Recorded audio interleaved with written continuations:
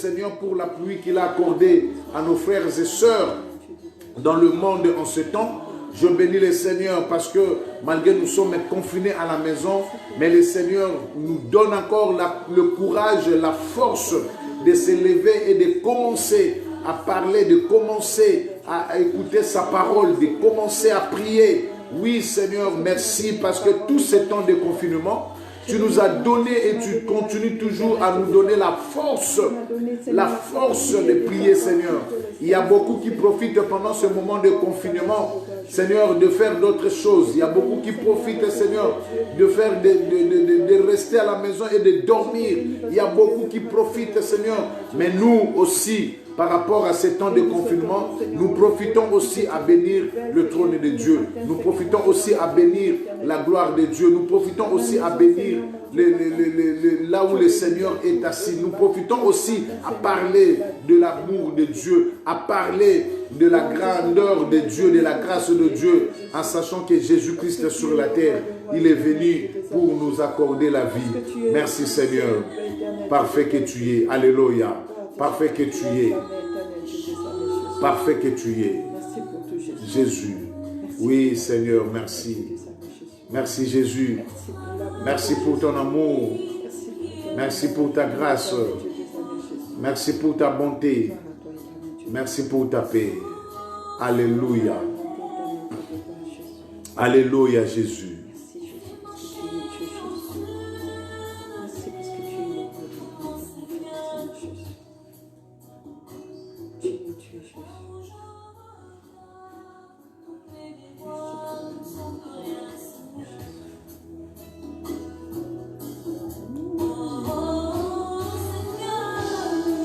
Alléluia, Jésus.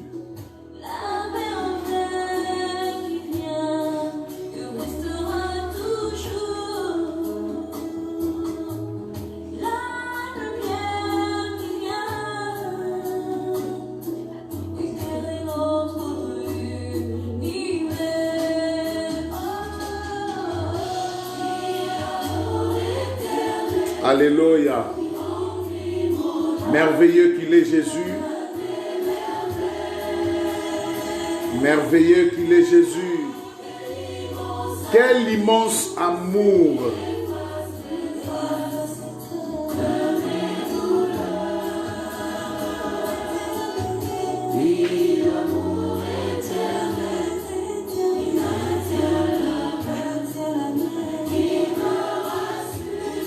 Alléluia, l'amour éternel qui me rassure. L'amour éternel, alléluia. Nous proclamons l'amour de Dieu. Nous proclamons l'amour de Dieu. Alléluia. Alléluia, Jésus, tu es merveilleux. Quel immense amour qui efface les traces de mes douleurs. Oui, nous proclamons l'amour de Dieu.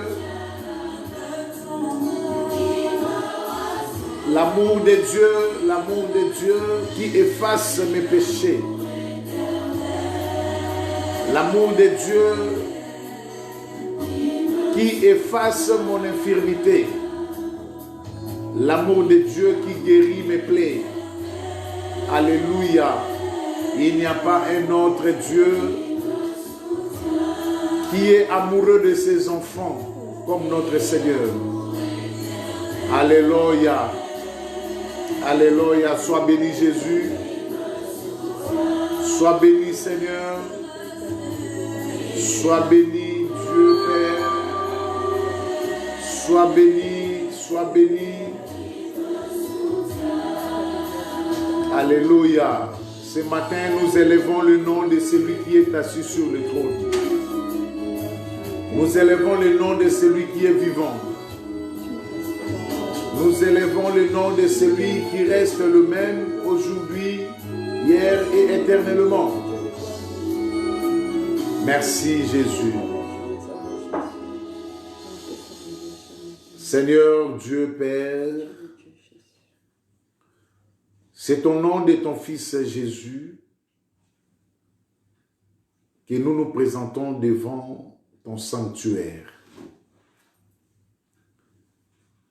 Il est écrit dans ta Bible, il est agréable, il est doux, il est bon pour des frères de demeurer ensemble,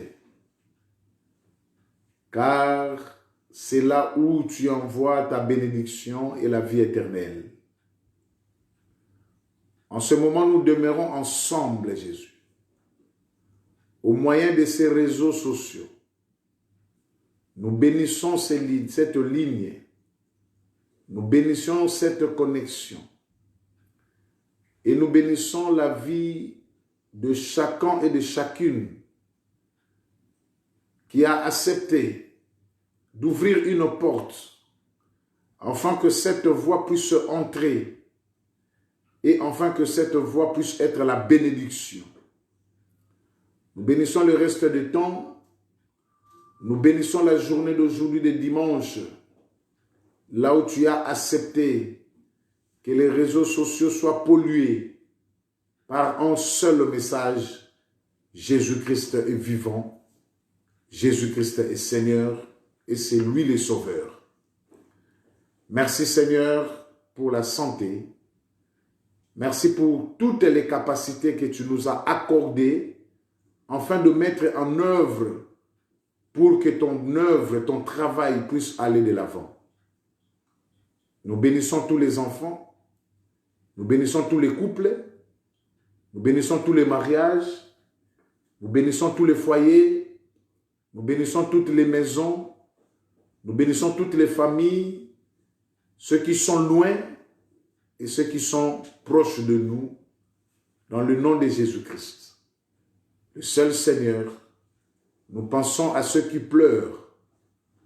Nous pensons à ceux qui avaient le courage, la volonté de prier, d'entrer aussi dans des réseaux sociaux, mais qui n'ont pas pu à cause d'événements, à cause des choses qui les ont embrassés. Seigneur, nous pensons à eux et que ta grâce puisse reposer sur eux. Nous pensons aux veuves, ceux qui sont des veuves. Et nous pensons aux orphelins, ceux qui sont des orphelins. Car le Seigneur, tu te souviens des veuves et des orphelins. Et nous bénissons le reste du temps au nom de Jésus-Christ de Nazareth, que nous avons ainsi prié. Amen. Amen. Que le Seigneur vous bénisse. Est-ce qu'on peut mettre des j'aime? Est-ce qu'on peut dire des amen? Est-ce qu'on peut partager encore ce moment? Est-ce qu'on peut partager cette vidéo? Je demande si tout le monde, chacune de nous peut prendre son téléphone, peut prendre sa tablette dans son ordinateur, mettre des j'aime et partager, inviter les autres. Voilà, comme d'habitude, nous invitons les autres parce que maintenant, nous allons saluer la présence de notre Dieu, le Seigneur qui nous a fait grâce d'être là encore ces dimanches. Voilà, que le Seigneur vous bénisse, que le Seigneur vous bénisse, que le Seigneur vous bénisse. Vous êtes tellement merveilleux, merveilleux, merveilleux avec vos j'aime, merveilleux. Que Dieu soit loué.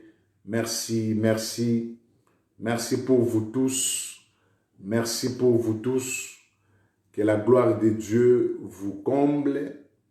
Que la gloire de Dieu manifeste dans vos familles, manifeste dans vos vies. Que la gloire de Dieu manifeste dans vos maisons. Que Dieu puisse vous accorder cette grâce, Je vous assure, bien-aimés dans le Seigneur, que personne ne peut toucher à ta vie, personne ne peut toucher à la vie de tes enfants, personne ne peut toucher à ta famille parce que tu es entre les bonnes mains. Alléluia. Tu es entre les bonnes mains. tu es entre les mains de notre Seigneur Jésus-Christ. La Bible dit, c'est que lui tient dans sa main, personne ne peut le ravir, personne ne peut le déranger, personne ne peut venir récupérer ce que Dieu, ce que notre Seigneur a tenu dans sa main. Voilà. Je bénis Dieu pour cette occasion et je remercie aussi ma femme. Je bénis le Seigneur pour cette merveilleuse créature que Dieu m'a accordée. Ça, c'était que c'est pour faire jouir mon cœur. Car la Bible dit, celui qui trouve une femme trouve le bonheur. Voilà, le bonheur est dans la femme. Que Dieu te bénisse. Si tu es une femme, c'est que tu es un bonheur venant de Dieu. Voilà, merci. Je voulais vous remercier aussi, vous tous qui nous suivez partout, dans le monde entier. Merci à nos frères qui sont à Paris. Je vous vois. Merci à nos sœurs aussi qui sont à Paris. Merci à nos frères et sœurs qui sont en Allemagne. Merci à ceux qui sont en Angleterre. Voilà. Je vous bénis tous. Et je salue aussi mon cher frère, le pasteur Didier Isaac. Que Dieu puisse te bénir encore. Merci à ceux qui sont en République démocratique du Congo. Merci à ceux qui sont en Belgique. Merci à ceux qui sont en Afrique, toute l'Afrique. Que Dieu puisse bénir l'Afrique. Merci à ceux qui nous suivent partout dans le monde. Que la grâce de Dieu vous soit accordée. Nous voulons partager, continuer ce que nous avions commencé le dimanche passé. Vous savez, mes frères bien nommés dans le Seigneur, Dieu est merveilleux. Dieu avait un plan. Et le plan de Dieu, c'est que l'homme puisse vivre éternellement dans le bonheur. Le plan de Dieu est que l'homme puisse se réjouir de tout ce que Dieu a. Car il est écrit, nous sommes les héritiers de Dieu. Or, un héritier, c'est celui qui bénéficie de toutes les richesses de son Père. Voilà. Donc, si nous sommes héritiers de Dieu, la raison pour laquelle nous bénéficions de tout ce que Dieu a. Nous bénéficions de tout ce que Dieu a. Mais comprenez une chose. Dieu n'a pas de voiture. Comprenez une chose. Dieu n'a pas de maison. Comprenez une chose. C'est pourquoi la Bible dit, le ciel et la terre passeront. Mais la parole de Dieu, Dieu a la parole. Dieu a la parole. Et c'est dans la parole qu'il y a maintenant tout. Donc, nous bénéficions de l'héritage qui est la parole de Dieu. Nous bénéficions de cet héritage qui est la parole. Et c'est dans la parole, maintenant, qu'on peut avoir tout.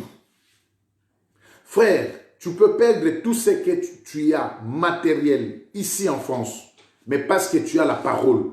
Lorsque tu te déplaces là où tu iras, le Seigneur te bénira. Comprenez la vie d'Abraham et de Lot. La Bible dit que quand ils sont arrivés quelque part, voilà, vous voyez, Abraham a dit à Lot, nous sommes frères. Nous ne pouvons pas continuer à vivre dans les conflits. Parce qu'il y a des bergers qui sont en conflit avec mes bergers. Mais nous allons nous séparer maintenant. Regardez, Abraham a laissé le libre choix à Lot. Il a dit, choisis l'endroit là où tu veux aller. Si tu vas à gauche, moi j'irai à droite. Et si tu choisis à droite, moi j'irai à gauche. Donc pour Abraham, ce n'était pas les lieux qui intéressaient pour être béni. Mais l'autre de la Bible dit, lorsqu'il a regardé les plaines, qui étaient bien là, et c'était trop bien pour ses troupeaux. C'était bien arrosé.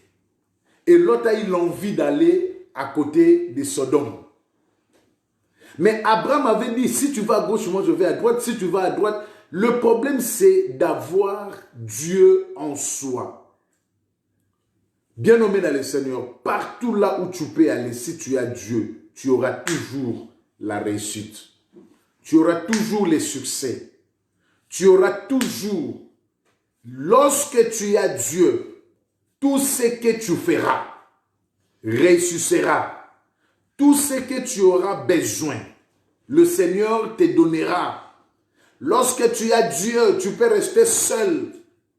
Et tout le monde est contre toi. Mais parce que toi, tu as Dieu, bien-aimé, tu auras toujours la victoire.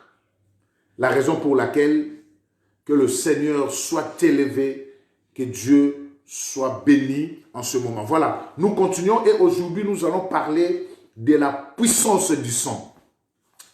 Voilà, le dimanche passé, nous avions parlé de la puissance de l'offrande. Et aujourd'hui, nous continuons encore cet enseignement. Et aujourd'hui, nous allons parler de la puissance du sang. Bien nommé, le sang est puissant. Voilà, le sang est puissant. C'est la raison pour laquelle vous allez comprendre qu'aujourd'hui, il y a beaucoup de religions qui interdisent le sang. Il y a nos frères témoins de Jéhovah qui disent qu'on ne peut pas transmettre le sang d'une personne à une autre parce que Dieu a permis et Dieu n'a pas permis de manger le sang. Il y a nos frères musulmans qui disent que lorsque tu as un animal, lorsque tu veux acheter une viande, il faut que cette viande soit halal. Donc ça veut dire qu'il faut que là où on avait tué l'animal, ils avaient bien égorger l'animal et bien renverser le sang. Bien aimé, lorsque nous allons regarder aussi dans d'autres confessions, dans d'autres foi, nous allons comprendre qu'il y a des confessions qui parlent du sang. Et même aujourd'hui, beaucoup de personnes, si je peux parler entre papa et les enfants, ou entre maman et les enfants, ou si je peux parler aussi entre la famille, ou si je peux parler aussi entre le mariage, donc entre la femme et l'homme. Il y a beaucoup qui ont fait des pactes du sang. Moi, j'ai dit pour que je puisse t'aimer et rester toujours à t'aimer, nous allons je vais boire ton sang et toi aussi, tu vas boire mon sang. Donc, nous allons partager nos sangs. Et il y a beaucoup qui ont fait ces pactes de sang. Ils ont partagé le sang. Ils ont mangé et bu du sang les uns les autres. C'est pour qu'ils soient dans une alliance, dans un pacte, parce qu'ils connaissent la puissance du sang. Et si nous allons encore plus loin, dans d'autres confessions, nous allons voir que le sang, c'est important et c'est puissant. Et même en Égypte, les enfants d'Israël, quand ils étaient en Égypte, regardez bien frère, avant que Israël puisse sortir de l'Égypte, avant que Israël puisse sortir de l'Égypte, la Bible dit, Dieu va envoyer l'ange de la destruction. Et l'ange de la destruction va tuer tous les premiers-nés de l'Égypte. Mais vous allez remarquer une chose. Les premiers-nés de l'Égypte ont été tués, mais non par le sang. Le sang n'était pas versé en fait. Donc, tous les premiers-nés de l'Égypte ont fléchi, mais sans verser le sang. Parce que l'Égypte ne connaissait pas les mystères qui résidaient dans le sang. Mais vous allez remarquer, dans le camp d'Israël, le Seigneur avait dit, vous allez tuer un animal entre les deux soirs. Donc, le soir de votre sortie, vous allez tuer un animal. Or, lorsqu'on tue un animal dans l'Israël, il faut que le sang coule. Et vous ne mangerez pas du sang. Vous ne le mangerez pas bouilli. Mais vous allez le cuire au feu. Le cuire au feu. Et ça, c'est un sacrifice qu'Israël a offert à Dieu. Un sacrifice qu'Israël a donné à Dieu avant de sortir. C'est qu'on avait parlé le dimanche de la Pâque. Et ça, c'est la Pâque. Donc, Israël a célébré la sortie, a célébré la Pâque. Comme aujourd'hui, aussi, nous sommes en train de célébrer la Pâque, aujourd'hui, là, le dimanche d'aujourd'hui. Hein? Donc, on est dimanche 3 mai. Nous, on ne célèbre pas la Pâque dans le mois d'avril. Nous, on célèbre la Pâque tous les jours. Parce que lorsque l'agneau est immolé, ça veut dire que c'est notre Pâque. Paul a dit, enlevez la pâte avec les levures. Parce que vous êtes une nouvelle pâte. Car Christ, notre Pâque, a été immolé. Christ, notre Pâque, a été immolé. Tu vois, il n'est pas immolé aujourd'hui, mais il a été immolé il y a presque 2000 ans passés. Il a été immolé. Et nous, maintenant, nous célébrons la mort et la résurrection de Christ tous les jours. Comme aujourd'hui, je prêche Jésus mort et Jésus ressuscité. Je célèbre la Pâque. Alléluia. Je célèbre la Pâque, voilà. Et Israël, avant de sortir de l'Égypte, Israël a célébré la Pâque. Or, lorsqu'on célèbre la Pâque, il y a l'animal qui est tué. Et lorsque l'animal est tué, il y a le sang qui est versé. Voilà. C'est pour cela qu'aujourd'hui, nous allons parler de la puissance qui est dans le sang. La puissance du sang. Mais bien aimés dans le Seigneur, nous allons retourner dans notre texte qu'on avait lu, là où on va prendre cette paragraphe qui va nous amener dans la puissance du sang ou dans le sang. Genèse chapitre 4.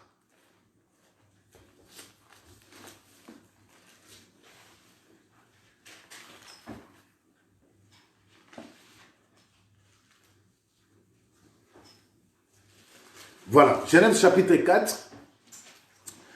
Nous allons lire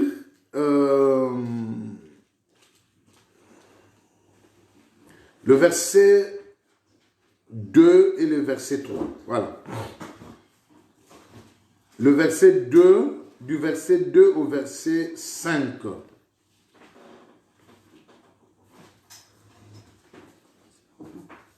Je lis la parole. Amen. Elle enfanta encore son fils Abel. Abel fut berger et Caïn fut laboureur.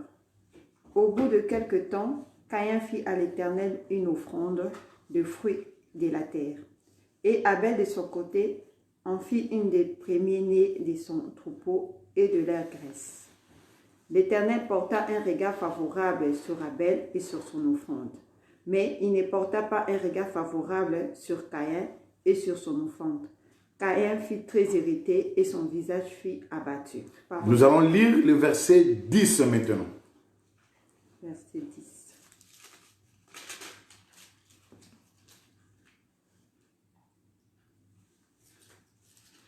Excuse-moi. Et Dieu dit, qu'as-tu fait? La voix du son de ton frère crie de la terre jusqu'à moi. Ok. Regardez bien. Alors, il y a maman qui nous a envoyé le message. Je ne trouve pas Matthieu chapitre 6. Ah, maman, maman, voilà. c'est pas Matthieu en fait, c'est Jean chapitre 6, versets 50 à 56. Alors, si j'avais écrit Matthieu chapitre 6, veuillez me corriger. Ce n'est pas Matthieu chapitre 6, mais c'est Jean chapitre 6, versets 50 à 56. Ah là là, ça c'est une grande erreur. Ok. Nous, dans notre côté, on va essayer de corriger. Merci maman, que le Seigneur te bénisse. C'est Jean chapitre 6, versets 50 à 56. Voilà. Nous allons lire. Je préférais qu'on puisse lire et après on va expliquer. Nous allons lire Matthieu chapitre 26, verset 28. Matthieu chapitre 26, verset 28.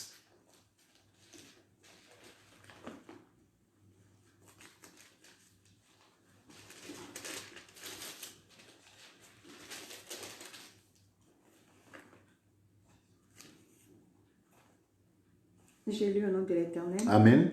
Car ceci est mon sang, le sang de l'alliance qui est répandu pour plusieurs, pour la rémission des péchés. Ah, ok. Car ceci est mon sang, le sang de la nouvelle alliance qui est répandu pour tous les péchés. Voilà. Je vais lire Lévitique. Comprenez bien, Lévitique chapitre 17, verset 1 à 14. Lévitique. Voilà, le livre de Moïse, chapitre 17, verset 1 à 14. C'est trop long pour faire, pour raccourcir le temps, rattraper le temps. Nous allons lire Lévitique. Donc, écrivez Lévitique chapitre 17, verset 1 à 14. Mais nous n'allons pas tout lire. Je vais prendre ce qui est important. Lévitique chapitre 17, verset 1 à 14. Ok. Nous lisons le verset 10 jusqu'au verset 12.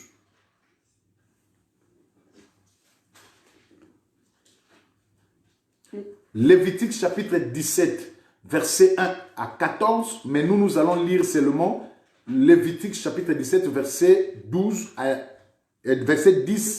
à 12, pour faire le temps.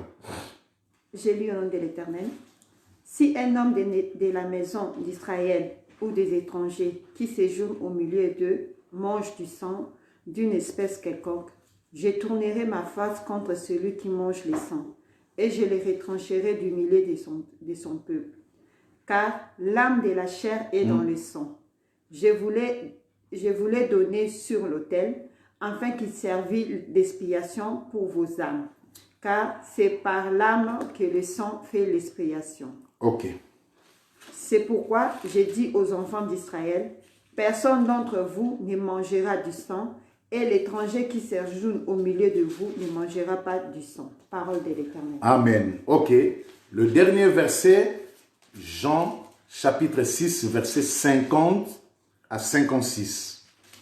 C'est là où maintenant nous allons comprendre. Jean chapitre 6, verset 50 à 56.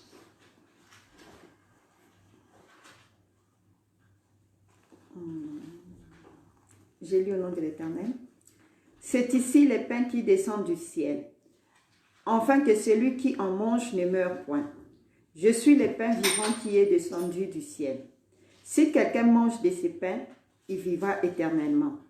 Et le pain que je donnerai, c'est ma chair, que je donnerai pour la vie du monde. Là-dessus, les Juifs disputaient entre eux, disant, comment peut-il nous donner sa chair à manger? Jésus leur dit, en vérité, je vous l'ai dit, si vous ne mangez la chair du Fils de l'homme et si vous ne buvez son sang, vous n'avez point la vie en vous-même. Celui qui mange ma chair et qui boit mon sang a la vie éternelle, et je le ressusciterai au dernier jour, car ma chair est vraiment une nourriture et mon sang est vraiment un breuvage. Celui qui mange ma chair et qui boit mon sang demeure en moi et je demeure en lui. Ok. Parole de l'Éternel. Amen. Ok, merci beaucoup. Merci, maman lectrice. Que le Seigneur nous bénisse. Voilà. Donc, la puissance du sang. Alors, nous commençons chez Caïn et Abel. Nous connaissons déjà que Caïn a donné l'offrande à Dieu, mais Dieu n'a pas trouvé favorable à l'offrande de Caïn. Et Abel aussi a donné l'offrande à Dieu, mais Dieu a trouvé l'offrande d'Abel favorable. Alors, j'avais dit les raisons. On peut y avoir beaucoup de raisons par rapport à l'exaucement de l'offrande de Abel, mais moi j'avais donné que 2 raisons qui faisaient que pourquoi Dieu avait exaucé l'offrande d'Abel. Alors, parce que la première des raisons, c'était parce que Dieu est souverain, il fait grâce à qui il veut et il fait miséricorde à qui il veut. On peut être 50, on prie le Seigneur, mais le Seigneur exauce 15 et les 35, il ne les exauce pas. Ce n'est pas que les 35 là, ils sont mauvais, mais c'est parce que Dieu, il fait grâce à qui il veut. Il a bien dit à Jacob que lui, il avait aimé Jacob et il avait haï Ésaü. Or, Ésaü avait fait quoi à l'Éternel? Ésaü n'avait rien fait à Dieu. Mais dans la sélection de Dieu, Dieu, il peut aimer ou alors il ne peut pas aimer. Personne ne peut venir pour lui dire pourquoi tu as fait ça. Je te donne un exemple. Si tu vas dans un supermarché, si tu rentres dans une boutique, tu trouves il y a beaucoup d'habits, mais toi tu choisis ce qui te plaît et tu laisses ce qui ne te plaît pas. On te présente 2 paires de chaussures, tu dis non, moi j'ai choisi ça. Et ça, non, ça aussi c'est joli, mais moi j'ai choisi ça. Donc Dieu, dans sa divinité, il peut choisir une chose et il peut haïr une autre chose. Il peut ne pas choisir aussi une autre chose. Donc quand Dieu, il nous fait grâce par rapport à lui. Ce n'est pas que parce que tu prêches bien que le Seigneur t'aime. Ce n'est pas parce que tu es belle que le Seigneur t'a choisi. Ce n'est pas que parce que tu es vilain que le Seigneur t'a choisi dans ta famille. Ce n'est pas que parce... Non, mais c'est parce que Dieu a fait sa sélection. Et dans la sélection de Dieu, il choisit celui qui veut et il déteste celui qui ne veut pas. Et ça, c'est la première des raisons que Dieu a exaucé l'offrande d'Abel. Non parce que Abel était spécial, comme d'autres personnes, d'autres prédicateurs qui disent que non, parce que le cœur d'Abel était propre que le cœur de Caïn. Non, à ce temps-là, il n'y avait pas encore le péché dans les enfants, le péché commis en fait dans les enfants d'Adam. Donc Adam et Ève, ils ont péché, le Seigneur les a chassés. Caïn et Abel avaient le péché adamique, mais le péché manifesté, il n'y avait pas encore. Mais parce que Dieu a choisi l'offrande d'Abel et il a rejeté l'offrande de Caïn. Là, c'est la première raison parce que Dieu est souverain, il fait grâce à qui il veut et miséricorde à qui il veut. Vous êtes nés nombreux dans votre famille, mais le Seigneur, dans la famille, il n'a pas choisi tout le monde. Dans ta famille, il t'a choisi toi, il a choisi aussi peut-être ton frère ou ta soeur. Mais les autres, est-ce qu'ils sont mauvais? Non, mais parce que Dieu, il fait miséricorde à qui il veut. C'est pourquoi l'apôtre Paul dit, nous tous, nous ne serons pas des prédicateurs. Nous tous, nous ne serons pas des chanteurs. Nous tous, nous ne serons pas des pasteurs. Nous tous, nous ne serons... Non, parce que Dieu, il fait grâce à qui il veut et lui-même, il partage les dons comme il en trouvait bon, comme il lui semblait bon. La deuxième des raisons, pourquoi Dieu avait choisi le sacrifice d'Abel, parce que dans les sacrifices d'Abel, il y avait le sang. Voilà. C'est là maintenant on va entrer pour parler de la puissance du sang. Dans le sacrifice d'Abel, il y avait du sang. La Bible dit que Caïn a offert à l'Éternel tous les éléments de la terre. Vous voyez, tous les éléments de la terre. il a offert à l'Éternel. Mais comprenez bien que Caïn et Abel, c'est la continuité d'Adam. La terre a été maudite. Dieu avait dit à Adam que tu cultiveras. Mais quand tu vas récolter, tu n'auras que des épines. Parce que la terre maintenant est maudite à cause de ton péché. Vous voyez? La terre, pourquoi la terre a été maudite? Et regardez bien que Dieu va chasser Adam et Ève dans le jardin que lui-même il avait planté. Et il va faire sortir Adam et Ève dans la terre ou sur la terre. Or, lorsque Adam est sorti, Adam a ramené la malédiction qui a été prononcée de la terre. Que la terre est maudite à cause de ton péché. Et lorsque tu veux manger, c'est par la sueur de ton front que tu mangeras. Tu cultiveras. Mais pour récolter, il te sera donné que les épines, parce que la terre est maudite.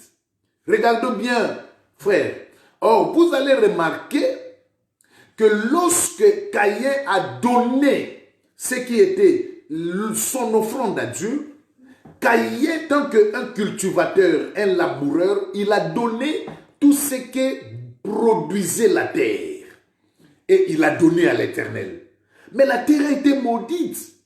La raison pour laquelle Dieu n'a pas exaucé, l'une aussi des raisons que Dieu n'a pas exaucé la prière de Caïn. Parce que lorsque nous prions et que nos vies, regardez ce que je voulais faire là. L'homme a été tiré de la terre. Là, nous le connaissons. L'homme a été formé de la terre. Et la terre ou la poussière vient de la terre. Et la terre dont l'homme a été formé, c'est lui maintenant qui a été maudit. Lorsque la terre a été maudite, en réalité, l'homme a été maudit parce que l'homme a été tiré de la terre. C'est la raison pour laquelle, lorsque nous prions, nous adorons le Seigneur ou nous donnons nos offrandes à Dieu et que nos vies ne sont pas encore sanctifiées, Dieu ne peut jamais nous exaucer. Il y a un verset dans la Bible qui dit « Dieu ne peut jamais exaucer la prière de pécheur ». Lorsque nous élevons nos mains, le Seigneur voit en nous le péché, le met avec le sang, nos péchés. Est-ce que Dieu peut exaucer la prière d'un pécheur? Non. Pourquoi? Parce que lorsque on ne se sanctifie pas, Dieu ne peut pas nous exaucer. La raison pour laquelle, avant de prier, nous nous sanctifions avant de donner nos offrandes à l'Éternel. Parce que nous sommes la terre, nous sommes tirés de la poussière. Or, la poussière vient de la terre. Or, la terre a été maudite. Donc, la raison pour laquelle, avant de donner les offrandes, il faut d'abord sanctifier la terre. Et Caïn a donné les offrandes là où il n'y avait pas la sanctification de la terre. C'est pourquoi que les offrandes de Caïn n'étaient pas exaucées. Mais quant à Abel, lorsque Abel a commencé à offrir à Dieu, la première des choses, Abel va prendre le premier de ses troupeaux. Et le premier de ses troupeaux, parce que lui, il était berger, c'est un animal. Et pour offrir à l'Éternel l'animal, la Bible dit, Abel va donner aussi la meilleure des graisses de cet animal comme offrande à l'Éternel. Vous voyez? Donc, il a fallu, tout ça, ça nous montre que avant que l'offrande puisse aller vers Dieu, Abel a coupé, a sacrifié l'animal. Et lorsqu'on sacrifie l'animal, il y a le sang qui coule. Et le sang, lorsqu'il coule, le sang touche la terre. Et lorsque le sang touche la terre est sanctifiée. La terre est purifiée. Et lorsque la terre est purifiée, maintenant Dieu peut exaucer l'offrande parce que la terre a été déjà purifiée ou sanctifiée. Écoutez bien, nommé dans le Seigneur. là où nous venons de lire, parce que les choses que je vous ai dit, ça va recommencer, comme je venais de dire, dans le temps de Moïse.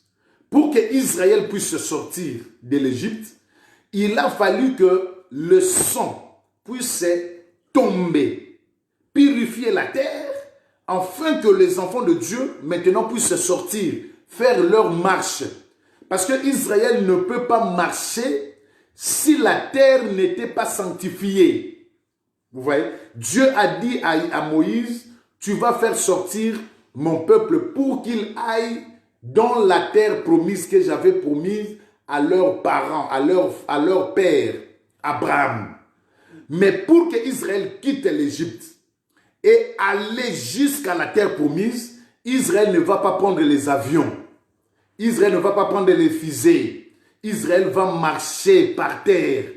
Mais avant de marcher par terre, il faut que cette terre soit sanctifiée. S'il n'est pas sanctifié, Dieu ne peut jamais exaucer la prière d'Israël. Voilà. La raison pour laquelle, lorsque Moïse a construit les tabernacles et tous les ustensiles, donc toutes les choses qui existaient dans le tabernacle, avant que les sacrificateurs puissent œuvrer, commencer à faire leur travail, la Bible dit Moïse va faire l'aspersion. Donc il va prendre le sang avec son bout de doigt et il va jeter le sang dans tous les ustensiles qui étaient dans le tabernacle. Pourquoi? Parce que c'était des choses qui ont été faites de la main de l'homme. Or, l'homme a été déjà maudit depuis le jardin d'Éden. Et lorsque l'homme a fait quelque chose, avant que la chose-là puisse être exaucée à Dieu, il faut sanctifier la chose. Et la seule chose qui peut sanctifier, c'est seulement le sang. Alléluia. C'est pourquoi, bien aimé dans le Seigneur, il ne faut pas jouer avec le sang. Il ne faut pas blaguer avec le sang. Vous savez, il y a beaucoup de personnes qui sont parties dans les maisons de féticheurs. Qu'est-ce que les féticheurs vous ont fait? Hein? Ils vous ont pris le sang. Voilà, parce qu'il y a un mystère, j'ai dit. Donc, il y a des choses qui sont cachées, qui résident dans le sang. Alléluia.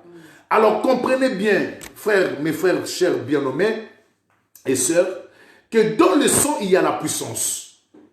Regardez, dans Lévitique chapitre 17, ici le Seigneur parle aux enfants d'Israël à cause du sang, ou par rapport au sang, voilà. Le Seigneur parle aux enfants d'Israël par rapport au sang.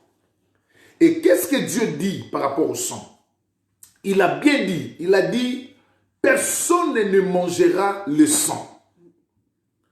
Parce que l'âme de la chair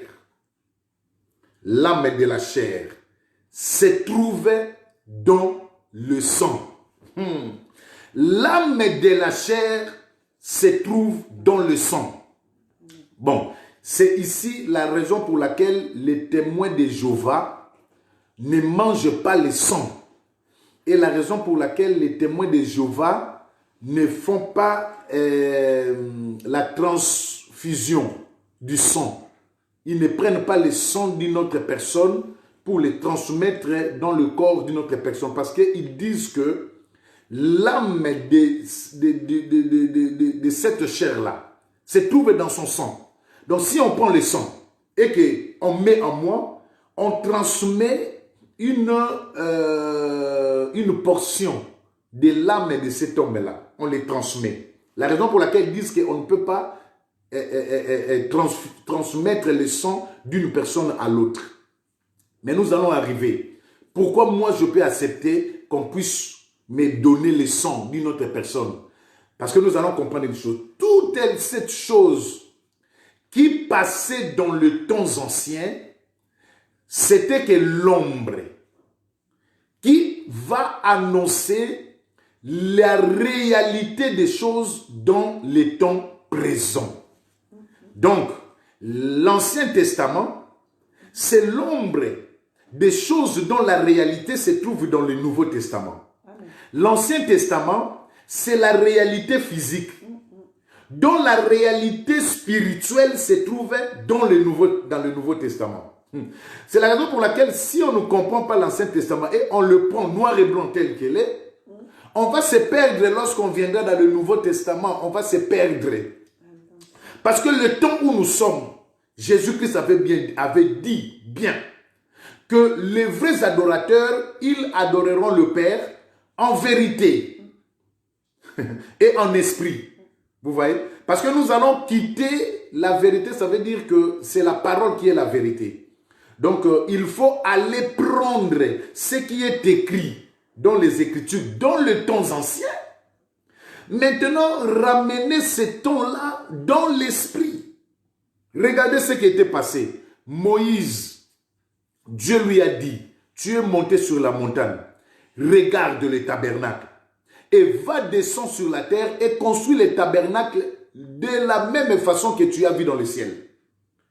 Mais regardez frère, lorsque Moïse est descendu, il a construit exactement ce qu'il avait vu dans le ciel. Or, le ciel, c'est spirituel. Et Moïse a construit ce qui est physique. Est-ce qu'on peut prendre la chose spirituelle pour le faire démontrer dans le physique?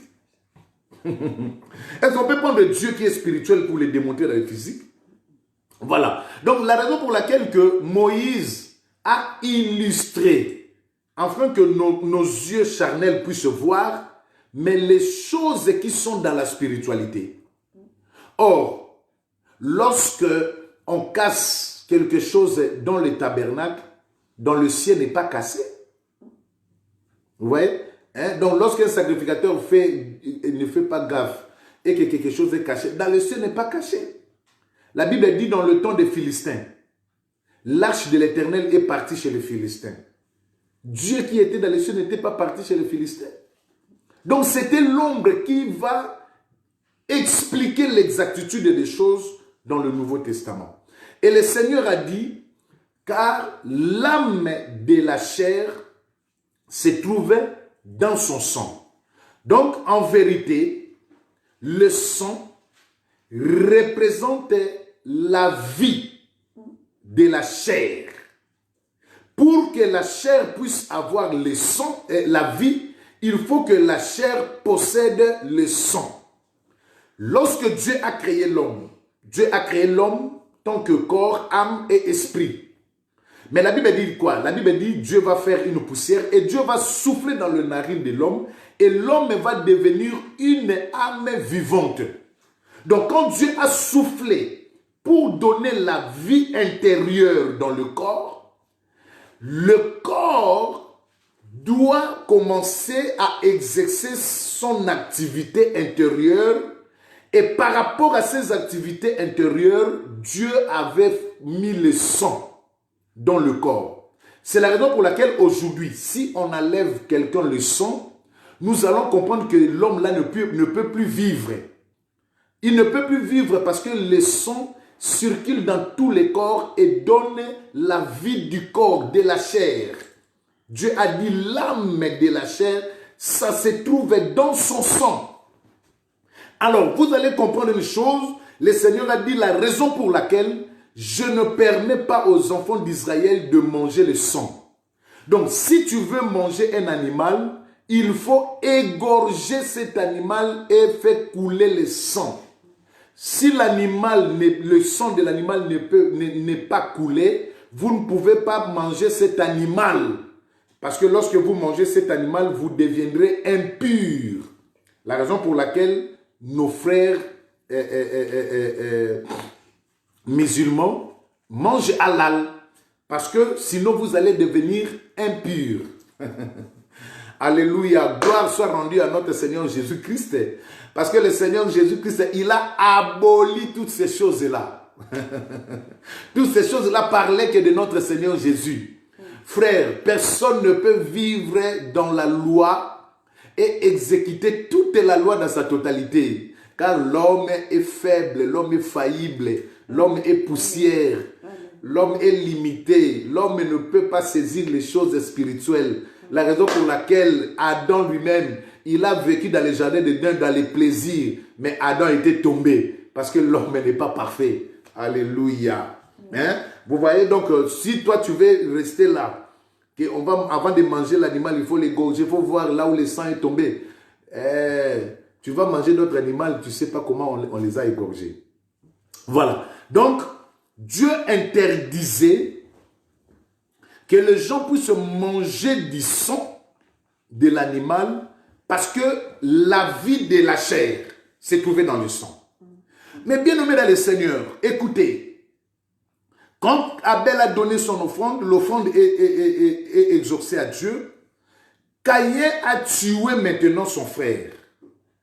Lorsque Caïn tua son frère, qu'est-ce qui était passé? Le sang a été versé. Parce que dans le verset 10 de Genèse chapitre 4, là où nous venons encore de lire, la Bible dit, Dieu va interpeller Caïn. Il va dire, Caïn, pourquoi tu as fait du mal à ton frère? Parce que la voix du sang de ton frère crie jusqu'à moi. La voix. Ah, j'ai compris que le sang aussi a une voix. Le sang crie, le sang parle. Alléluia. Oh, ça c'est un mystère. La voix du sang de ton frère a été écoutée jusque dans mon trône. Donc, même si Abel était mort, mais le sang d'Abel n'était pas mort. Parce que le sang d'Abel était parti où? Le sang d'Abel est monté comme son offrande. Il est monté jusque dans le trône de Dieu. Et le sang d'Abel a commencé à parler. Parce qu'il y avait une puissance dans le sang d'Abel. Voilà. La raison pour laquelle vous allez remarquer, Abel, quand il a offert à Dieu, la Bible dit, il a donné même les graisses de l'animal.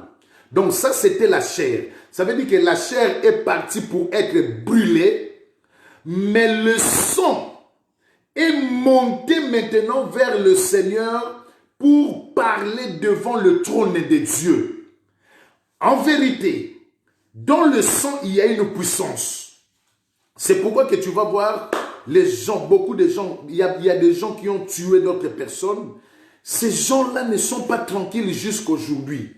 Pourquoi? Parce que on dit dans un autre langage, le sang de ces gens-là leur réclame en fait.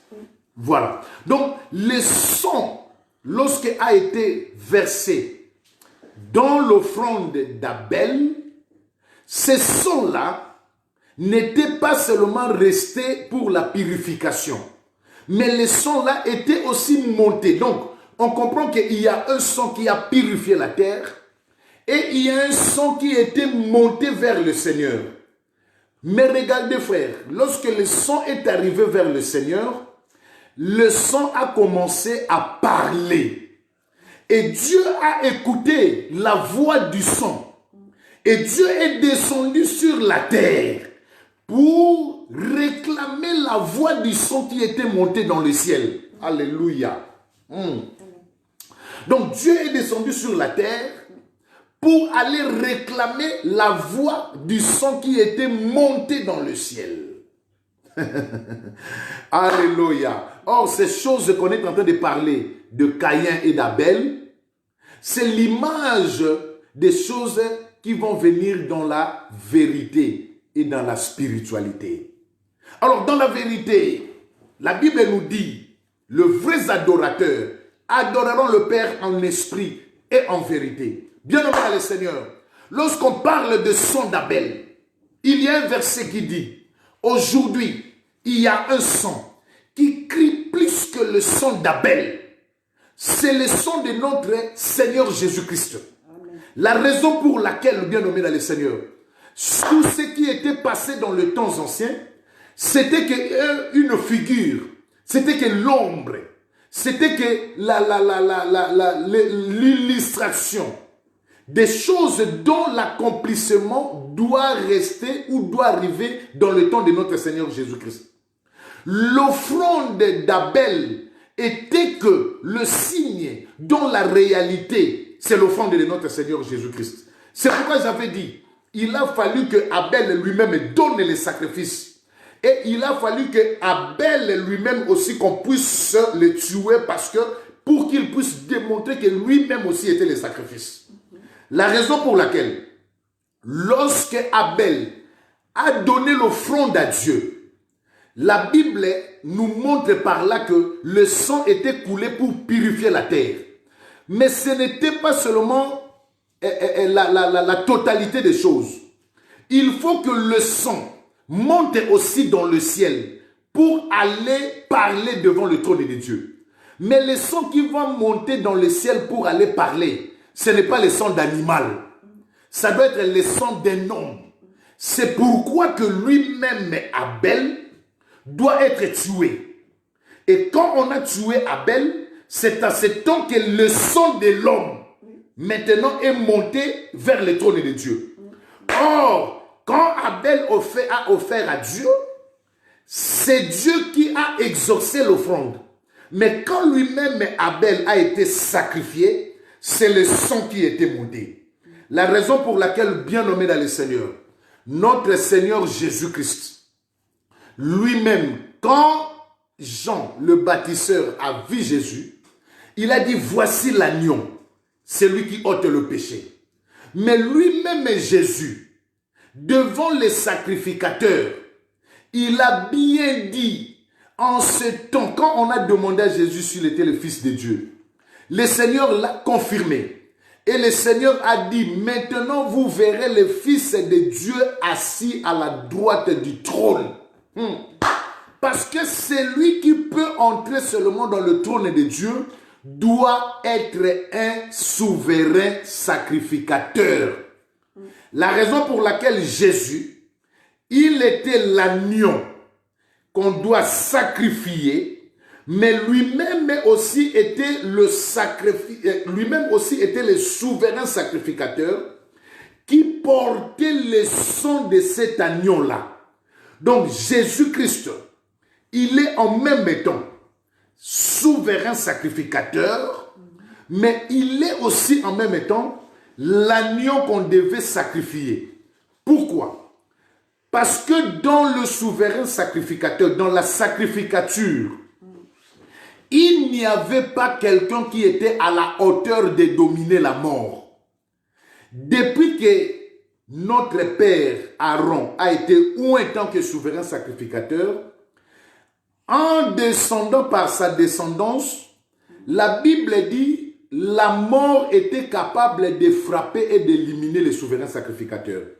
Donc Aaron, il va travailler, mais arrivé à un moment, Aaron va vieillir et Aaron va mourir.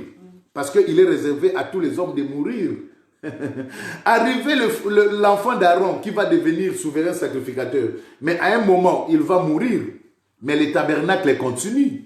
Israël continue. Arrivé la descendance, tous les sacrificateurs qui venaient, qui entraient dans le lieu très saint, ils n'étaient pas capables de vaincre la mort. La mort était supérieure, la mort les frappait, ils mouraient. C'est la raison pour laquelle Jésus-Christ lui-même, qui était capable de vaincre la mort, il a fallu que lui puisse venir tant que le souverain sacrificateur par excellence. Donc ça veut dire qu'en ce temps que nous sommes en train de parler, le temps de Jésus, tous les temps de sacrificature d'Aaron, tous les temps de sacrificature de l'Ancien Testament vont passer parce que nous sommes maintenant dans le temps de nouveaux souverains sacrificateurs par excellence. Celui que Moïse a vu dans le ciel pour venir oindre Aaron. En réalité, Aaron là, il était que l'ombre de ce que Moïse avait vu dans le ciel. Quand Moïse a vu le tabernacle, Moïse a vu aussi Jésus. Et Moïse a vu aussi nous. Parce que la Bible dit dans le livre d'Apocalypse, il nous a fait un royaume et de sacrificateurs Or, tout sacrificateur doit avoir un souverain sacrificateur. Parce que les sacrificateurs, ce sont les enfants d'un souverain sacrificateur. Donc, Moïse a vu Jésus et Moïse a vu Benjamin dans le ciel, dans le ciel. Et quand Moïse est descendu, parce que Benjamin est spirituel, Jésus est spirituel, Moïse va oindre maintenant Aaron, tant qu'à l'image de Jésus, et il va oindre les enfants d'Aaron à l'image de l'Église. Gloire soit rendue à notre Dieu. Voilà la raison pour laquelle, mes frères bien-nommés, lorsque Jésus était venu sur la terre, la Bible dit dans le livre des Hébreux, Dieu n'a plus voulu les sacrifices. Dieu n'a pas voulu les offrandes.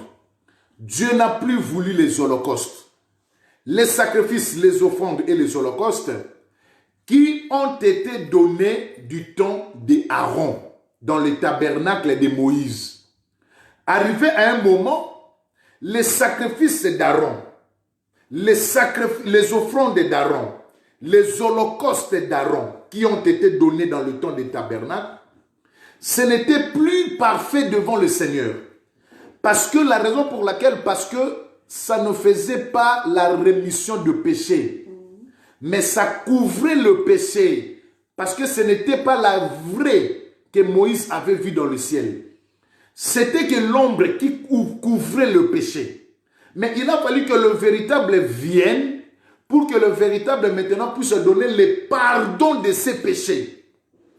Donc, tout ce que Moïse et Aaron faisaient dans le tabernacle, ça ne pardonnait pas le péché d'Israël. Non, ça n'enlevait pas les péchés d'Israël. Même si Dieu regardait le sang et Dieu donnait le pardon au peuple, mais le péché était toujours gravé. Alléluia. Parce que le sang des animaux qui ont été sacrifiés dans le tabernacle de Moïse n'avait pas la puissance pour pardonner ou purifier la terre. N'avait pas la puissance de la purification de la terre. Un animal ne peut pas purifier la terre parce que l'animal n'a pas l'esprit. Vous comprenez? L'animal n'a pas l'esprit. Son sang est limité. Son sang ne peut pas purifier la terre. Il a fallu qu'on puisse attendre un autre temps. C'est le temps de celui que la Bible dit, parce que tu n'as voulu ni holocauste, ni offrande, ni sacrifice, tu m'as formé un corps. Jésus dit, tu m'as formé un corps. Le corps, parce que dans les rouleaux des livres, dans la Bible, dans la parole de Dieu, il n'est pas question de sang des animaux, mais il est question de sang de celui que Dieu va former un corps. Lorsque Dieu a formé Jésus un corps, Dieu a mis en Jésus le sang.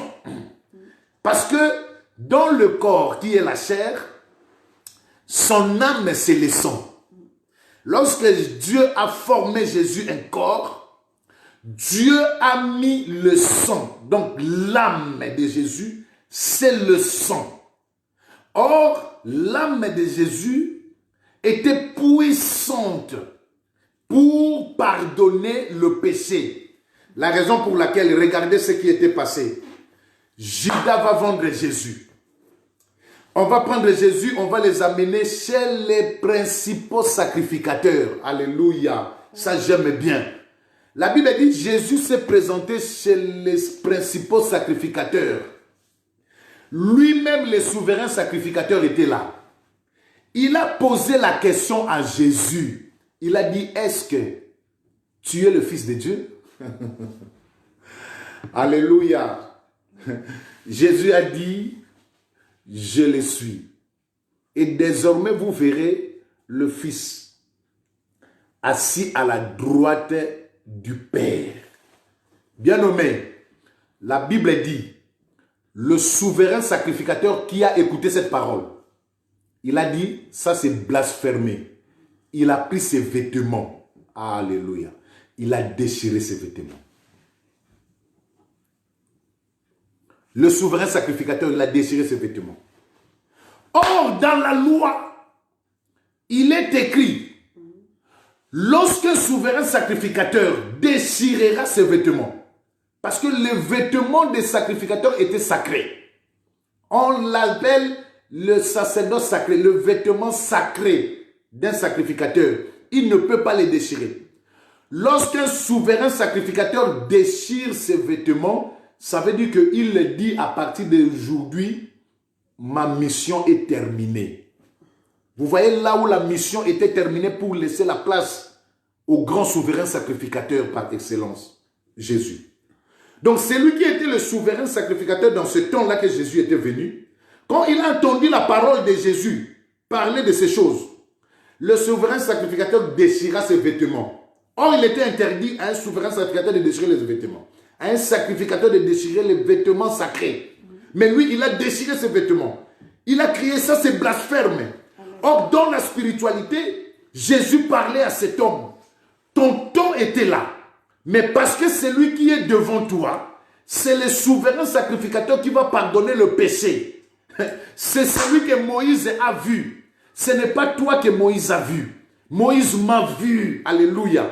Et Moïse est venu te mettre comme image. Maintenant, le véritable est là devant toi. Et ta mission à partir d'aujourd'hui est terminée. Le souverain sacrificateur a compris. Il a déchiré ses vêtements. Il a dit, qu'est-ce que nous avons encore comme preuve? Vous-même, nous-mêmes, nous avons entendu de nos oreilles. Alléluia. Oh Jésus, qu'est-ce que nous avons encore comme preuve? Nous avons entendu de nos oreilles que le souverain sacrificateur est là. Bien-aimé, Jésus va monter, il va partir. Le temps que l'agneau, étant que le souverain sacrificateur, il a confirmé devant Anne et Caïphe qu'il était le souverain sacrificateur. Il est parti devant Pilate. La Bible dit, on l'a accusé, on parlait des choses pour lui, mais lui, il ne répondait pas. Même Pilate était étonné. Il a dit à Jésus, il y a tes frères qui t'accusent, mais tu ne te défends pas, tu ne réponds pas. Parce qu'un agneau, il est écrit dans le livre d'Ésaïe, lorsqu'il monte pour être coupé, il ne parle pas. L'agneau, on l'a mené comme un agneau, qu'il n'avait pas le temps de s'exprimer, qu'il n'avait pas le temps de dire c'est faux ce qu'ils me disent, c'est faux ce qu'ils déposent contre moi. Il n'avait pas le temps, mais il est monté. Il était comme une plante qui était faible. Il est parti. Bien-aimé dans le Seigneur, la Bible dit on l'a frappé, on a craché sur lui, on a parlé le mal, mais il n'a rien repris. Lui qui était Dieu. J'aime la chanson d'un frère qui a chanté. Il a dit un Dieu, mais qui est venu comme un esclave. Un Dieu, mais qui est venu comme un serviteur. Un Dieu, mais qui n'a rien parlé. Un Dieu, mais on l'a jugé par le militaire de ce monde. Un Dieu, mais on a condamné par les militaires, par les tribunaux de ce monde. Lui qui est un Dieu. Alléluia. Amen. Tout cela parce que Jésus montrait que lui-même, il était aussi l'agneau. Et quand il est monté sur la croix, même celui qui était à sa gauche l'a injurié.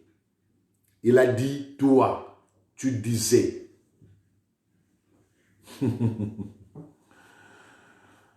Alléluia. Mais maintenant, guéris-toi et guéris-nous. Mais celui qui était à sa droite, il a dit, toi, tu ne crains pas Dieu. C'est un innocent. C'est l'agneau qu'on amène à la boucherie. Comment tu veux qu'il puisse se guérir? Un agneau qu'on amène à la boucherie n'a pas de puissance pour se guérir. Alléluia. Bien-aimé dans le Seigneur. Mais le temps était arrivé que le Seigneur Jésus, sur la montagne de Golgotha, parce que le vrai tabernacle, ce n'est pas le tabernacle de Moïse. Alléluia. Le vrai tabernacle, c'est Golgotha. Là où l'agneau et le souverain sacrificateur vont entrer en action. Et à Golgotha, comprenez bien, la Bible dit lorsqu'on a cloué Jésus sur la croix, il y avait un militaire qui était venu. Et ce militaire-là, il a poignardé le côte de Jésus. Et lorsqu'il a poignardé le côte de Jésus, il a retrouvé qu'il y avait l'eau et le sang qui était sorti du côte de Jésus. Alléluia. Oh, il est merveilleux. C'est l'eau et le sang qui étaient sortis du côte de Jésus. Ça, c'est magnifique. L'eau, c'était pour la purification et le sang, c'était pour le rachat. C'est pourquoi que dans Jean chapitre 6, Jésus dit, si quelqu'un ne mange pas ma chair et ne boit pas mon sang, il ne participe pas dans mon royaume. Il ne sera pas en communion avec moi. Or, bien-aimé dans le Seigneur, avant de manger la chair, il faut que le sang puisse sortir. Parce que le sang est dans la chair. Alléluia. Donc là, vous voyez ma chair, mais vous ne voyez pas mon sang. Parce que le sang est dans la chair. Amen. Mais avant de manger ma chair, il faut faire sortir le sang. Donc, tuer l'animal. Donc, Jésus, il nous parlait dans Jean chapitre 6. Si vous devez être en communion avec moi, si vous devez être comme moi, si vous devez participer à mon royaume, il faut comprendre ces choses. Il faut que cette chair soit déchirée. Et le sang coule. Et le sang coule. Alors, le sang, lorsqu'il coule, le sang monte jusque dans le trône de Dieu. Alléluia. Amen. Parce que le souverain sacrificateur, quand il va entrer dans le lieu très saint, qu'est-ce qu'il va faire? Le souverain sacrificateur va apporter le sang. Il va entrer dans le lieu très saint avec le sang qu'il va déposer sur les propitiatoires. Donc, dans l'arche, il y avait là où le Seigneur avait dit à Moïse de faire, on appelle ça propitiatoire, là où il y avait des chérubins qui s'est croisés comme ça, avec leurs ailes, et Aaron déposait le sang là-bas. Maintenant, le sang qu'Aaron déposait, si Aaron dépose le sang, si Dieu a exaucé la prière d'Aaron, ça veut dire que la gloire de Dieu va descendre. La gloire de Dieu va descendre et la gloire de Dieu va remplir toute la maison. Donc, la pièce là où Aaron dépose va remplir le tabernacle. Maintenant, ce que le Seigneur Jésus a fait à Golgotha, comprenez une chose. Pour dire que le temps de l'ancien est passé, le temps d'Aaron, la Bible dit, lorsque le Seigneur a crié sur la croix, le voile du lieu qui séparait le lieu saint et le lieu très saint était déchiré depuis le ciel jusqu'en bas. Or, le voile était déchiré en commençant à haut, descendre jusqu'en bas. Donc, c'est Dieu lui-même qui était descendu et Dieu a divisé le voile pour que le chemin du lieu très saint puisse être maintenant libre en accès. Tout le monde peut voir. Les sacrificateurs, je parle, ils peuvent voir. Mais aussi, non seulement voir, mais ils peuvent aussi entrer. Or, avant, les sacrificateurs ne voyaient pas. Et les sacrificateurs n'entraient pas. Il était réservé aux souverains sacrificateurs. Mais qu'est-ce qu'il était passé? À cause du sang de Jésus, le sang, quand il était tombé, la première des choses, le sang a purifié la terre. Or, la terre, c'est l'homme. Parce que l'homme a été tiré de la terre.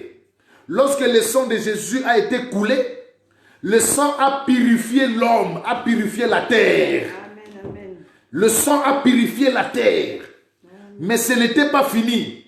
Il a fallu le sang monte encore dans le ciel, dans le trône de Dieu, pour aller crier maintenant, parler, parce que le sang a la bouche, pour aller parler. Et le sang là a parlé d'un témoignage de Golgotha. Bien-aimé dans le Seigneur, qu'est-ce qui était passé? Je vous avais dit, lorsque on sacrifia Abel, le Seigneur était descendu pour parler à Caïn. Lorsque le sang de Jésus est monté, le Seigneur était descendu pour parler au tabernacle de Moïse. Parce que ceux qui ont tué Jésus, c'était le tabernacle de Moïse. Parce qu'ils ont porté un faux témoignage. Vous voyez? Ils ont porté un faux témoignage contre Jésus. Ils ont condamné Jésus. Ils ont dit, lui il avait dit qu'il va bâtir, qu'on va détruire ce temple. Il va le bâtir dans 3 jours. Lui il se fait égal à Dieu. Lui il avait dit, regardez, Pilate a dit, je ne trouve pas ce que vous condamnez à cet homme. Prenez-les vous-même et tuez-les. Oh, mais les sacrificateurs ont dit non. Dans notre coutume, il n'est pas permis de tuer cet homme. Mais, si tu es ami de César, fais ce que nous te demandons. Regardez, Jésus, alléluia. Tant que l'agneau, c'est lui qui va tuer cet agneau, condamner cet agneau. C'est seulement le tabernacle de Moïse. Les sacrificateurs, le principal sacrificateur. Ils ont même élevé César pour que Jésus soit seulement condamné. Ils ont dit à Pilate, si tu es l'ami de César, parce que lui, il s'est fait roi. Il dit qu'il est roi. Oh, nous connaissons César. Si tu es l'ami de César, tue cet homme. Bien-aimés dans le Seigneur, je voulais vous dire, il n'y a pas un sang qui a crié plus que le sang de Jésus-Christ de Nazareth. Si le sang d'Abel a crié devant le trône de Dieu, le sang d'Abel avait le péché en lui. Le sang d'Abel, donc le corps d'Abel. Abel était déjà pécheur parce qu'il héritait l'héritage de son père Adam. Adam était pécheur. Et Adam a eu un enfant, Abel. Abel avait le sang d'Adam. On appelle ça le péché adamique. Mais Jésus, quand il est venu, il n'est pas venu par Marie et par Joseph. Mais Jésus est venu par la puissance du Saint-Esprit. En lui, il n'avait pas le sang d'Adam. Il n'avait pas le sang d'Adam. Voilà. Il n'avait pas le sang d'Adam. Je le répète. Jésus, il n'était pas formé d'un homme et d'une femme. Faites attention. Quand les gens nous disent que Jésus était 100% homme et 100% Dieu, on fait attention. Jésus n'avait pas le sang de Marie et Jésus n'avait pas le sang de Joseph. Il n'avait pas le sang de David. Il n'avait pas le sang d'Adam. Jésus avait le sang de Dieu. Parce que le seul sang qui était capable de donner la vie, ce sang-là devait venir de Dieu. Alléluia. Amen. Voilà. Donc, la puissance du sang. Frères bien-aimés, aujourd'hui, nous participons à la communion avec le Seigneur Jésus-Christ parce que le sang a été déjà coulé. Le sang a été déjà coulé. Le sang a été déjà coulé. Nous participons à la communion avec le Seigneur Jésus parce qu'il y a un sang qui nous témoigne. La Bible dit c'est le sang qui vous servira de signe. Le sang qui nous témoigne. Donc aujourd'hui, je n'ai pas besoin d'aller encore chercher des sacrifices. Parce que lorsque je rappelle à Dieu ce qui a été passé à Golgotha, je suis automatiquement dans l'alliance. Il faut seulement croire. Et il faut adhérer dans l'alliance avec le Seigneur. Croire que le sang de Jésus nous a purifiés de péché. Regarde ce que je voulais te dire, frère. Aujourd'hui, nous qui avons reçu le Seigneur et qui croyons à l'œuvre de la croix, notre péché adamique a été purifié. C'est pourquoi la Bible dit, sans l'effusion du sang, il n'y a pas le pardon de péché. Moi, je ne suis plus pécheur. Je ne suis plus pécheur. Parce que moi, je suis purifié déjà par le sang de Jésus. Je suis déjà lavé par le sang de Jésus. Mais ce qui me reste, c'est quoi? L'apôtre Paul dit, c'est parce que nous vivons encore dans ces corps. Nous vivons encore dans ce corps. Donc dans ce corps, j'ai besoin d'une pièce d'identité. Dans ce corps, j'ai besoin d'une nationalité. Dans ce corps, j'ai besoin de manger. Dans ce corps, j'ai les désirs. Parce que je vis encore dans ce corps. C'est pourquoi les séquelles de ce corps restent encore. C'est pourquoi je peux aussi injurier, je peux offenser, je peux faire un péché, je peux avoir les désirs charnels, je peux regarder une femme et j'envie, je peux regarder une belle voiture et j'envie, parce que je vis encore dans ce corps. Mais le péché qui amène à la mort, c'est le péché adamique. Donc, c'est la nature d'Adam. Or, aujourd'hui, parce que je suis en Christ, je crie en Christ, je suis sorti de la nature adamique. Le Seigneur Jésus avait dit, prenez ceci, mangez, c'est mon corps. Alléluia. Et parce qu'il a donné le corps, dans le corps il y a le sang. Il a pris encore le sang. Il a dit, prenez ceci, buvez, c'est mon sang. Et il a dit, si vous ne mangez pas et si vous ne buvez pas, vous ne participerez pas à la même communion qu'avec moi. Il faut que vous mangez et il faut que vous buvez. Donc aujourd'hui, moi, je mange le corps du Christ et je bois. Donc j'ai déjà mangé et j'ai déjà bu le sang. Je participe à la même nature que Jésus-Christ. C'est pourquoi que tout ce qui est de ce monde, j'en ai plus. Hein? Quand les sorciers viennent la nuit pour me chercher, ils ne me trouvent plus, ils trouvent un mystère en moi. Parce que moi, j'ai mangé le corps et j'ai bu le sang de Jésus. Alléluia. Amen. Il est merveilleux, notre Seigneur. Il est merveilleux. C'est pourquoi manger le corps et boire le sang, ce n'est pas le corps naturel et le sang naturel. C'est la raison pour laquelle 60 disciples n'ont pas compris les choses spirituelles. Ils ont fui devant le Seigneur. Mais manger le corps et boire le sang, on le fait par signe, ce qui est le Sainte-Seine. Mais dans la réalité de nos vies, lorsqu'on partage la parole de Dieu, c'est le corps, car la parole, c'est le pain.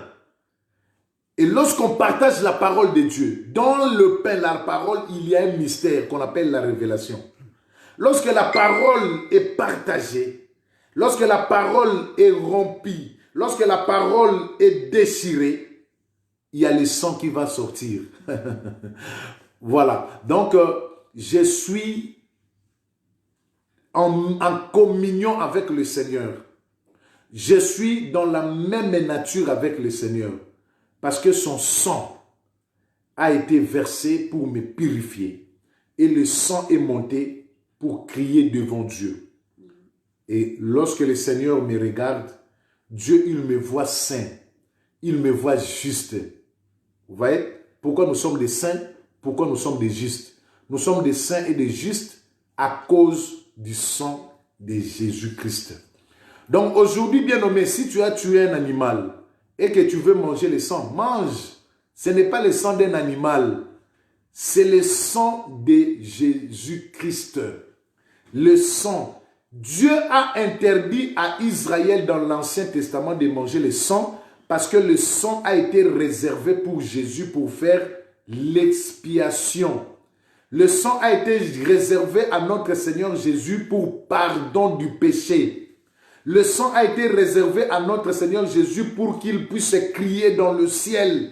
C'est pourquoi Dieu a dit, ne mangez pas le sang de l'animal. Parce que le sang là a été donné pour les tabernacles, mais non pour vous.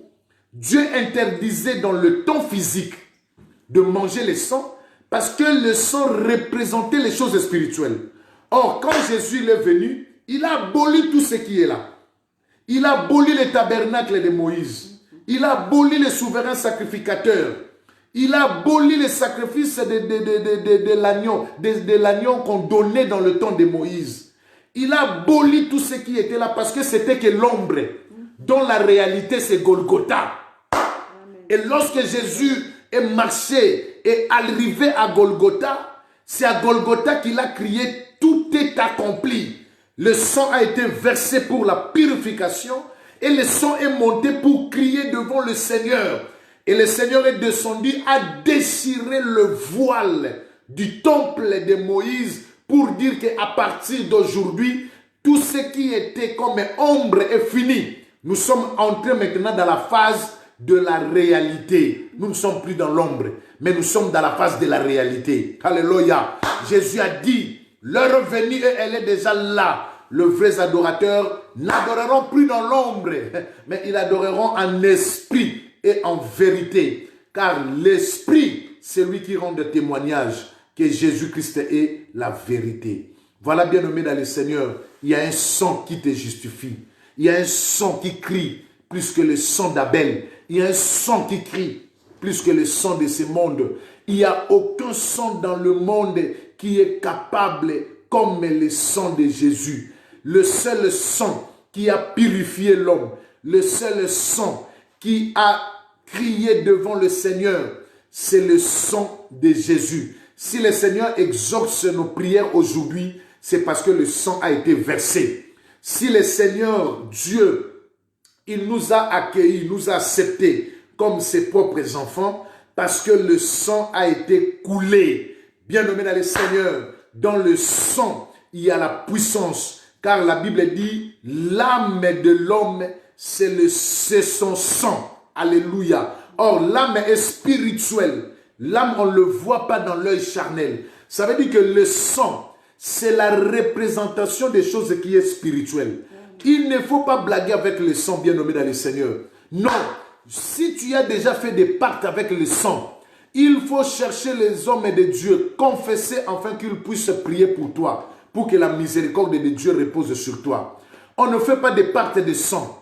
On ne fait pas des pactes avec les enfants avec du sang. On ne fait pas des pactes avec ton mari parce que tu l'aimes beaucoup, avec ta femme parce que tu l'aimes beaucoup, avec le sang. On ne joue pas avec le sang, frère bien-nommé, car le sang nous a été donné pour la purification et pour le rachat. Le sang nous a été donné pour crier devant le trône de Dieu. C'est le sang de Jésus. Et tout cela que nous avons vu dans l'Ancien Testament, ça annonçait que le véritable qui devait venir, notre Seigneur Jésus. Voilà, que Dieu vous bénisse, que Dieu vous bénisse, parce que vous êtes tellement merveilleux, que Dieu bénisse sa parole. Je voulais prier pour cette parole. Vous tous qui m'avez reçu, bien-aimés, vous êtes maintenant dans l'alliance, une nouvelle alliance. Cette alliance, c'est l'alliance du sang. Alléluia. Que le Seigneur nous donne encore l'opportunité de parler des alliances, de parler les alliances. Que cette alliance du sang qui nous a purifiés, qui nous a rachetés. Seigneur, bénis mon frère. Alléluia. Bénis ma soeur qui était en ligne avec moi et qui vont me suivre en rediffusion de ces messages. Je prie Jésus au nom merveilleux et mystérieux que tu es venu nous montrer sur la terre. Toi-même tu avais dit dans Jean chapitre 17, Père, je prie que tu ne puisses pas les enlever, mais que tu puisses les conserver, les garder et les préserver. Seigneur, conserve, garde et préserve mes frères et sœurs, leurs familles, leurs enfants, et ceux qui sont loin d'eux, même ceux qui sont près d'eux. Que cette parole soit gravée sur la table de nos cœurs. Ô Dieu Père éternel, si nous sommes présents devant ton trône, c'est parce qu'il y a un sang qui crie plus que le sang d'Abel. Il y a un sang qui a été versé. Et ce sang-là, c'est le sang de Jésus. Nous sommes dans une nouvelle alliance. Parce que Jésus, tu as versé le sang. Merci souverain sacrificateur. Merci agneau. Laisse que cette parole nous apporte la paix au nom de Jésus. Que nous ayons ainsi prié. Amen. Amen. Que Dieu vous bénisse. Que le Seigneur vous bénisse. Amen. Amen. Amen. Amen. Amen, amen.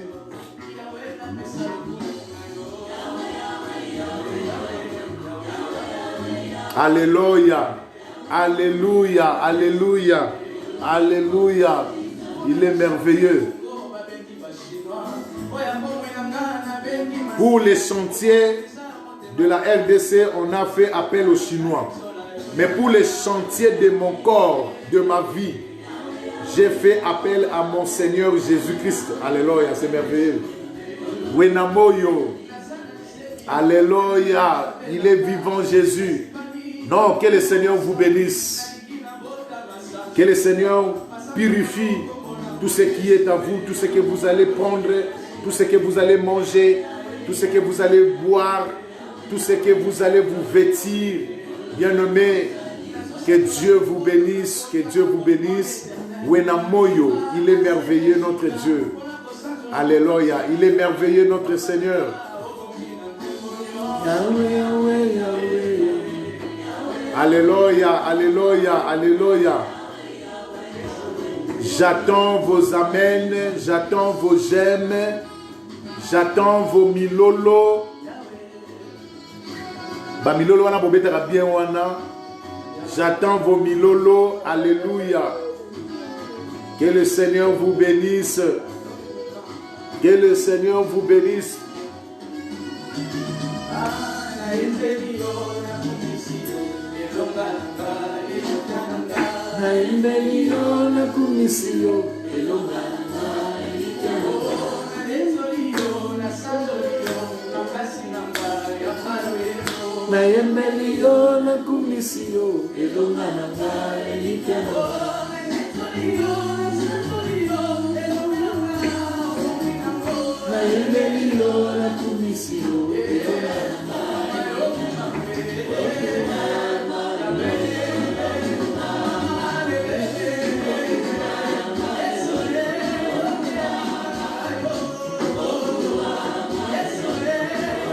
Alléluia. Que le Seigneur soit loué. Vivement dimanche, le premier jour de la semaine, le jour de la résurrection de notre Seigneur Jésus-Christ. Alléluia. Yes. Yes. Maman Tété Milolo, Milolo.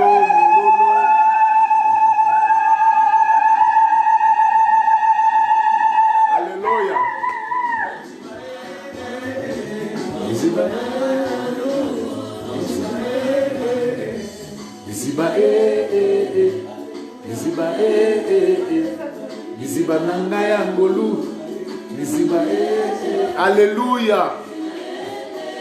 Non, binanayo, binanayo. Tu peux danser.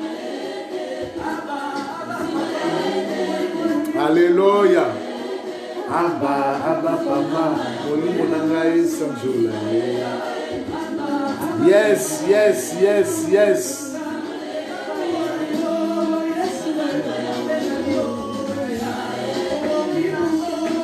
Mama, Yoku Mama, Yoku Mama. Alléluia. Nous allons invoquer notre secret maintenant.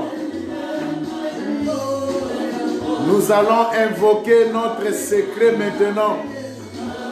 Il s'appelle Jésus-Christ de Nazareth. Yes. Yonde sekele na bango. Yonde sekele na bango. Yonde sekele na bango. Yes. Non, vous êtes merveilleux. Merveilleux.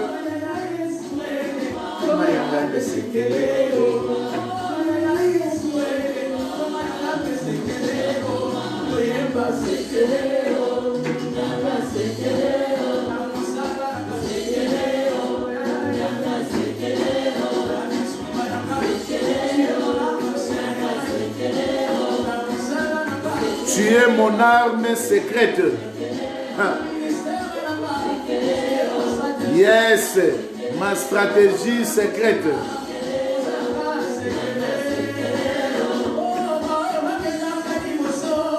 Yonde sekele na bango. Alléluia. Yonde sekele na bango. Yonde sekele na bango. Ba célibataire ba simbaka mabala. Ba ekomba o ba simba bana. Yonde sekele na bango. Mayangande sekele. Amen, amen, amen. Hey, yes.